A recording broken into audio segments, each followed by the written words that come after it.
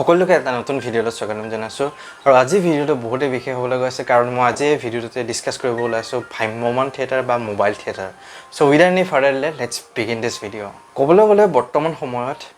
mobile theatre বা ভ্ৰাম্যমান theatre আমাৰ অসমৰ সংস্কৃতিত এক গুৰুত্বপূৰ্ণ অংগ হৈ পৰিছে মোবাইল থিয়েটাৰ দলসমূহৰ উৎপত্তি সাধাৰণতে বেংগলী সংস্কৃতিৰ এটাৰ পৰা আহিছে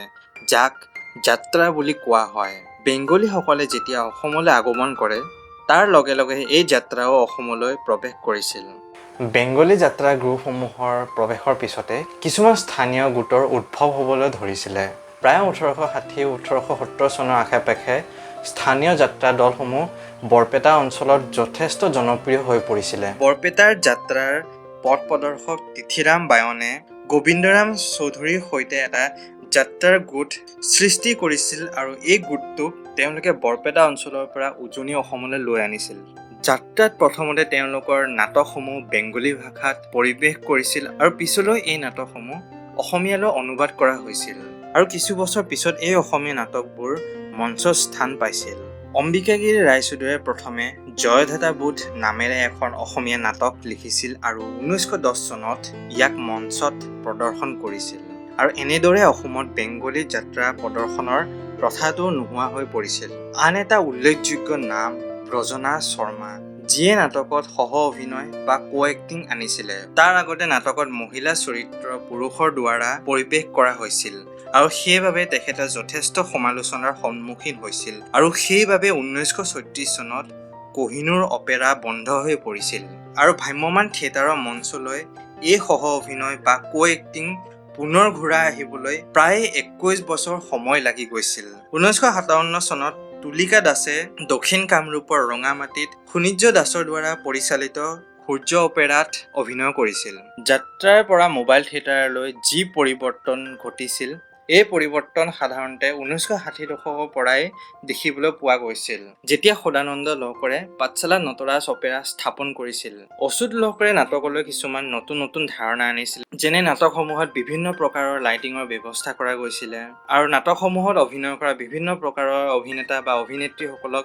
মেকআপ কৰা হৈছিলে আৰু বিভিন্ন প্ৰকাৰৰ নতুন শব্দ ব্যৱহাৰ কৰা হৈছিলে আৰু ইয়াৰ ফলস্বৰূপে নাটকসমূহে এক প্ৰকৃত থিয়েটাৰ ৰূপ লৈছিলে আৰু ইয়াৰ পিছলৈ নাটকসমূহত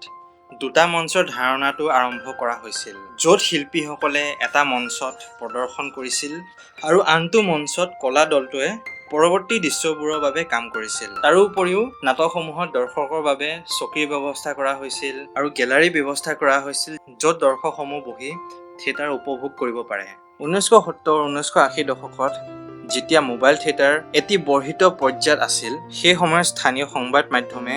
মোবাইল থিয়েটাৰৰ ওপৰত ইমান এটা বিশেষ গুৰুত্ব দিয়া নাছিল স্থানীয় বাতৰি কাকতসমূহতো মোবাইল থিয়েটাৰে খুব কম স্বীকৃতি লাভ কৰিছিল পিছলৈ নতুন ৰূপত ভ্ৰাম্যমান থিয়েটাৰ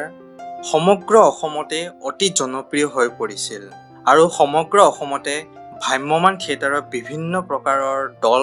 সৃষ্টি হৈছিল আৰু এক বিপ্লৱৰ সৃষ্টি কৰিছিল 1930 দশকৰ প্ৰথমত ভ্ৰাম্যমান থিয়েটাৰ প্ৰতিষ্ঠা হোৱাৰ পৰাই অসমত প্ৰায় 133টা ভ্ৰাম্যমান থিয়েটাৰৰ গোটৰ উৎপত্তি হৈছিল আৰু বৰ্তমান সময়ত প্ৰায় 60টা থিয়েটাৰৰ গোট সমগ্ৰ ৰাজ্যত তেওঁলোকৰ নাটক প্ৰদৰ্শন কৰি আছে ভ্ৰাম্যমান থিয়েটাৰ ইমান জনপ্ৰিয় হোৱাৰ কাৰণ এটাই হ'ল যে তেওঁলোকে অসমৰ বিভিন্ন চুকে কোণে লৈ গৈছিল আৰু মানুহৰ মাজত জনপ্ৰিয় কৰি তুলিছিল তাৰ উপৰিও ইয়াৰ মাজত হোৱা প্ৰতিযোগিতাসমূহৰ ফলস্বৰূপে থিয়েটাৰসমূহৰ যি লাইটিঙৰ ব্যৱস্থা যি গানৰ ব্যৱস্থা আৰু থিয়েটাৰসমূহত যি অভিনয় সেই অভিনয় বহুতে উন্নত হৈছিল আৰু এনেদৰে বৰ্তমান আমি দেখি থকা মোবাইল থিয়েটাৰ বা ভ্ৰাম্যমান থিয়েটাৰৰ জন্ম হৈছিল তো আজি ভিডিঅ'টো ইমানেই আছিলে আৰু আই হোপ আপোনালোকে সকলোৱে চাগে ভিডিঅ'টো চাই ভাল পাইছে এটা নতুন ভিডিঅ' সোনকালে লগ পাম এটা নতুন আইডিয়াত সোনকালে লগ পাম till then bye bye stay safe stay happy and keep smiling